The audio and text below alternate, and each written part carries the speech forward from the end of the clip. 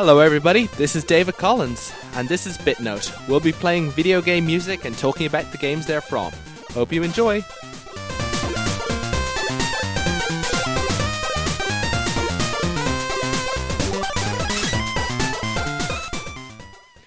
Alright, let's start things off from a rather classic PC game where you go around and shoot demons. Yes, I know we're sticking with highly original video game concepts for this episode, and in this case, apparently the tagline for this game is Heaven has a Hitman.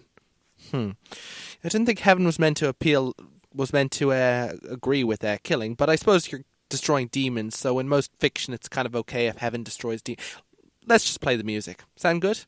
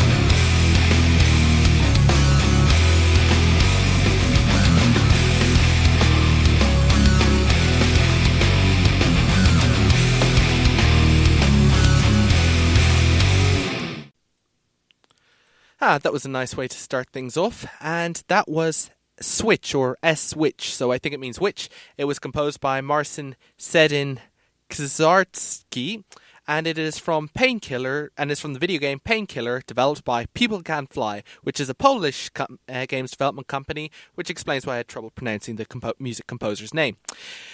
Painkiller is kind of an old flat, a bit of a callback to earlier, games where first-person shooters were a little more simple and, it didn't deal with moral choice and stuff. Basically, you go around and, like I said, you shoot demons. It's actually kind of a funny game because both the box art, the marketing, and the cutscenes trying to make this big deal about the story about the game, about this tormented person who was in a tragic car accident that lost his wife and suddenly finds himself caught between the boundaries of heaven and hell. I mean, they even had some online cartoonists make a whole comic book that was a prologue for this, trying to focus on his torment, about how he was caught by angelic forces. But when you actually get to the game itself, you're just shooting demons. Like, that's it. There's not even much of a plot reason. There's not even much connection between what you do in the game and all the storyline outside. You just find yourself in one scenery where you shoot demons and another one where you shoot demons, and there are a lot of different demons too. There's some of these big imposing ones and then small little fast ones, and you got these really nice array of weaponry too. I think my favorite gun is one that shoots it basically shoots a log at your enemies, just like friggin' caber tossing, and also a couple of another interesting one that kind of like, is like a hook shot or something. It's like you shoot it towards it and it pulls the enemy towards you and stuff. So it's all it's all over the top, pretty kind of cartoony, a lot of like blast and a lot of fun. And of course, the more you shoot, then they spawn these soul or whatever thingies, and you pick them up and then you become powerful for a bit. So it's all pretty much fun. It's and the levels are interesting too. I mean, at the first it seems like they're actually doing a theme like, a graveyard and a big cathedral and stuff. But then when you get to the next set of levels, it's like suddenly you're in an opera house, and then there's this pretty creepy level called an insane asylum, and then suddenly you're in a bridge level, and it's like they're just kind of like, at that stage they're just coming up with cool ideas for levels and just putting them one after another, and there's not really any connection between the two, which is just how games used to be. That's how games used to be. You'd be fighting through this gigantic bubbling volcano and then suddenly find yourself in a nice landscape or something. I mean, I think back Sonic 3 was actually different in the fact that it actually gave explanations for how you were suddenly going from like a forest level to a flying fortress level. But for the most of the time, games, whether they shoot platformers or first-person shooters, the classic style is you just have this cool level and then the next one, and there'd be no transition. And basically Painkiller is kind of funny because it goes back to that sort of trend. I suppose at this time, I mean, I've played enough of these sort of games before, so I suppose some of you out there might be wondering, what exactly is the appeal of games like these? I mean, why do you want to go around killing stuff? And that's actually, it's not about killing stuff, right? It never, unless you're really psychotic, but let's not go into there right now. It's more about, a lot of these games, sometimes they're called ego shooters, but they're about a sense of empowerment. They're about being thrown into a circumstance where everything is against you, but you have the power to defeat them all. And sometimes it's harsh, and here's where it gets kind of funny. Sometimes it can be really hard and you'll just be frustrated, but other times it's kind of easier, and it's all about, defeating your environment, doing what it takes, finding out the right thing, the right array of weaponry, blasting them. It can get mindless, but there's just a constant set of feedback that you're actually doing something, you're progressing, you're going from one level to another, you're making your way through the game, and this is amplified if the game is like different locales and different settings, But I don't know. When I think about these, it's hard. You tend to think back of the original Doom games, and it's just, you'd have levels and you'd make your way through it, and all that.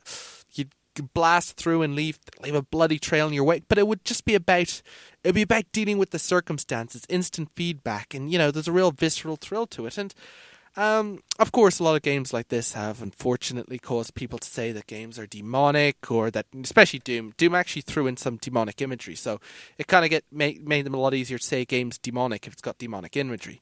But I mean, like, we've moved on. I mean, like I said, Painkiller and a lot of other games are demonic, but people aren't controversing about those. But the point is, it's like a lot of people just complain about it. And do you want to know my answer to that?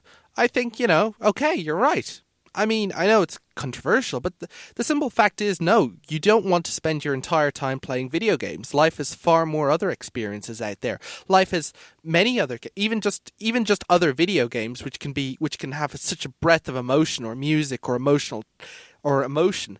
But even outside it, I mean, there's the sphere of video games, there's the sphere of music, there's the sphere of books, there's the sphere of movies, and then there's the whole world itself. And so, yes, there's a huge amount of experiences and things out there, and you shouldn't be restricted to one single music or one single type of video games. So if you think kids should be raised on violent video games, then of course not.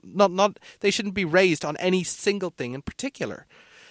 And by getting so many different points of view of the world around them, they can make up their own mind and form their own picture of what the world consists of.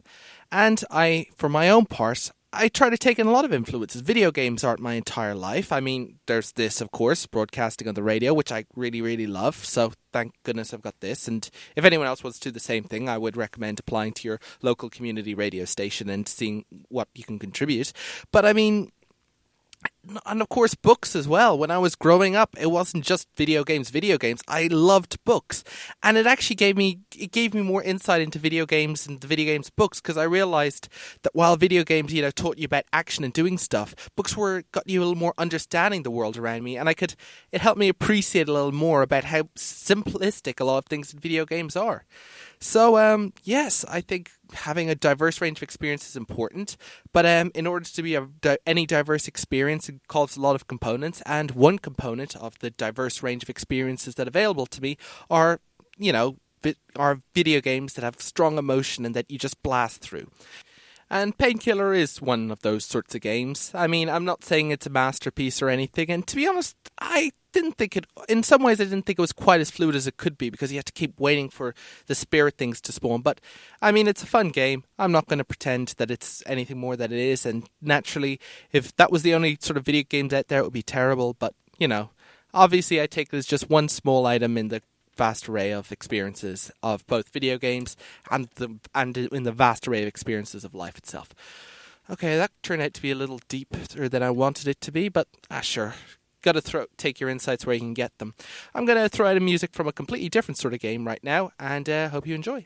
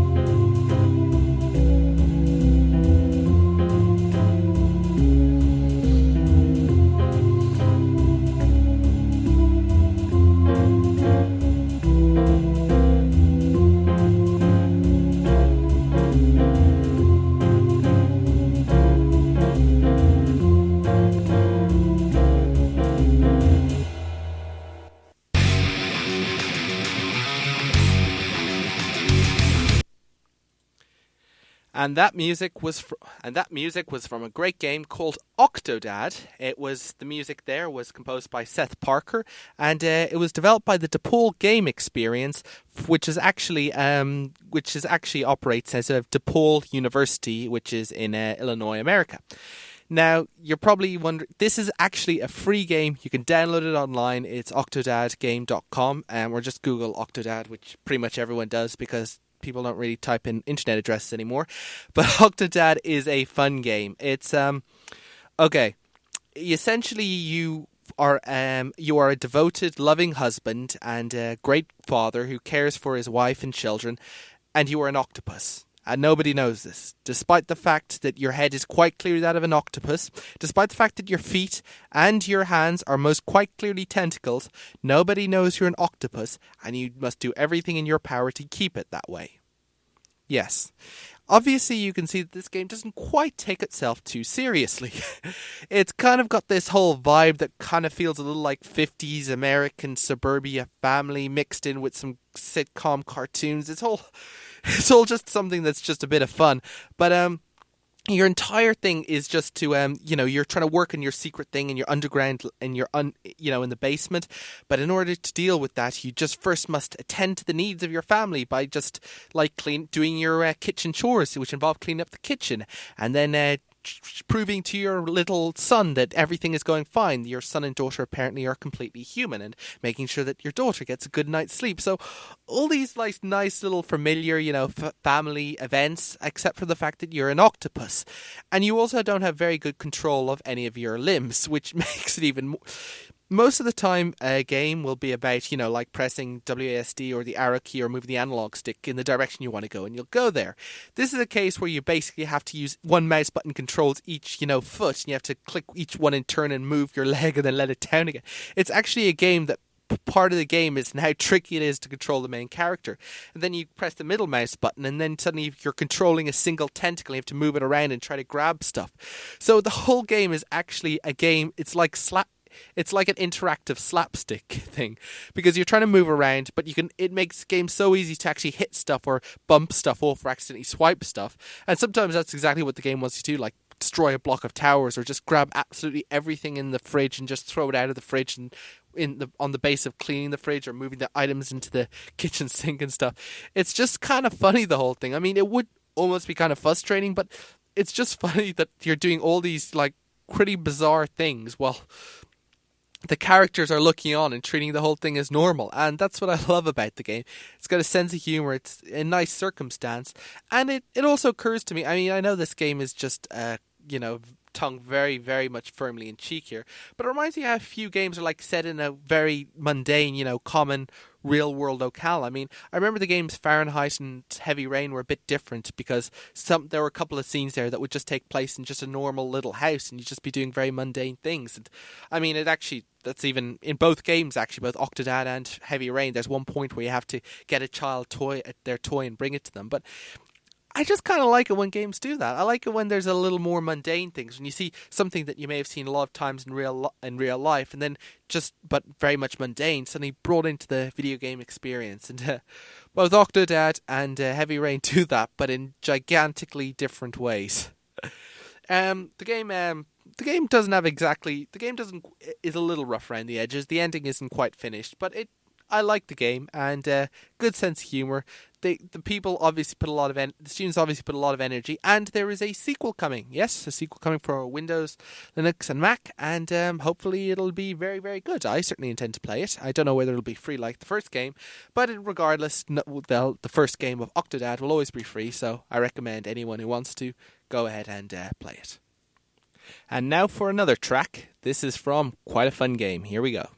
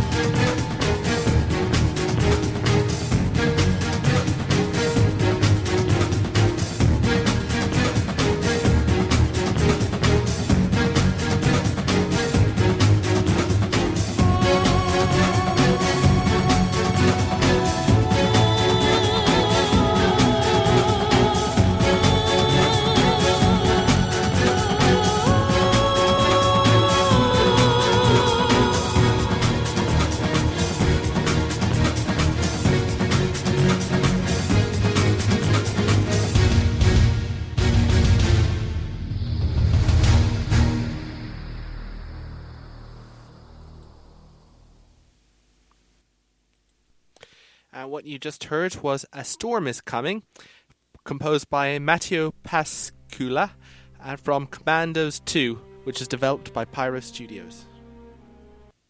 Commandos 2 is a very, very engaging and fun game. It's essentially you're controlling this troop of commandos. Each one has their own little character and personality. For instance, you've got the Green Beret, who is Irish, and yes, good old that. And you've also got this little guy who can run about. You've got two French guys. You've got an Australian, a British sharpshooter, and one of the French guys is like a master of disguise. And essentially they've all got various different abilities. And what happens is you've basically got this mission, which is this really big like map laid out. You sort of have an angled view down on it. Now these maps are beautifully painted. I mean, they're very engaging. They're all set around the time of the Second World War, basically. They're all missions. So some of them are like in France or over the River Kwai. Yes, that's a whole reference. If you know your film or historical knowledge, yes, that's basically what it's relating to. And essentially, it's all you're thrown down or you're thrown into all these, and you've got to accomplish these objectives. And the thing is, each member of your team can do its own set of actions. Now, there's a general set of actions that pretty much all of them can do, but each of them has their own level of expertise. So you have to move them around the map in various different, and to try to coordinate them so that they all like make it through the level and deal with all the German guards or enemy troops and basically make it through and complete their objectives, be it to blow up a bridge or go into or put mines and blow up this whole submarine, or this other mission where you basically have to try to get this local military dictator to come out so you can assassinate him with, yes, I know, and just basically be able to make your way through the level. And I think it's a fun game because it makes you think. You have a very low level of control. You have, very detailed level of control, and you can move your troops around in various ways. And to top it off, you also get to there's also a lot of fun little tricks you can do. For instance, you can like throw down a packet of cigarettes, and one of them will walk over to it. Troops and pick it up, and then you can knock them unconscious. It's not just about killing. You can actually knock them unconscious, and then you can tie them up, and then you can steal their uniform. Now the uniform will usually take a while. If you wear their uniform too much, someone will recognize you, but then you can just grab another uniform. It kind of works like that. So you spend most of the time just going around, just trying to disguising yourself as troops, trying to make your way around, and then in the meantime try to deal with all the enemy troops in your way. And you've got a lot of little details. Sometimes you can put some sleeping potion wine and leave it out for them to drink, or sometimes one of the guys can disguise himself as commanding officer and then tell one of the troops, no, go over that way, and then they'll go over that way, and you'll knock them out from behind. And sometimes you'll use the sharpshooter and take down things. It's really involved. There's such a level of detail, and it really, really feels very immersive as well. Actually, it's kind of a funny game, actually. I also like the way, of course, that it's not just about, killing them. You can also, there are also ways that you can knock them unconscious and tie them up. The only problem is that if other troop discovers them tied up, they'll untie them and they'll go and attack you. So I figured the only way you could really get around this is to actually, strip them of their uniform so they're just in their boxer shorts, and then dress up as them or just throw the uniform away. And that way, if they were tied up, if they were discovered, they'd be awake, but they wouldn't really be able to do anything. In one mission, I went through the entire mission doing this. I mean, I tried to just. I don't like killing, so I didn't even though it would make the game, I just went through, knocking out and tying up and, stripping as many German soldiers as possible. And then it came to one point of the game where I could not escape this discovery. So suddenly they were discovered, and then the alarm was raised, and they suddenly found out all these troops, and they started untying all these, German troops in their boxers, and then they went and tying more. And then suddenly, before I knew it, the entire map was flooded with German troops running around in their boxer shorts. It was kind of surreal, but but generally the game is a little more serious and more in depth than that. It's great. You can drive vehicles, you can snipe, you can even go underwater in sections. It's just a great level of absorption. It really demands your concentration as you gradually, bit by bit, complete your objective and make it through the beautiful maps and try to finish it off. And the feeling you get when you finally got the last thing, or distract the guard, or try to formulate the exact strategy to make sure that next guard, either by throwing gas grenades or the tanks blow up. It's just a beautiful game in that it just is so involved. And like I said, I give it my full recommendation. All right, I'll finish off with one more track by the game. This is called, what I played just there was A Storm Is Coming. I'll just play Deployment. This has been BitNote. Thank you very much for listening. Goodbye.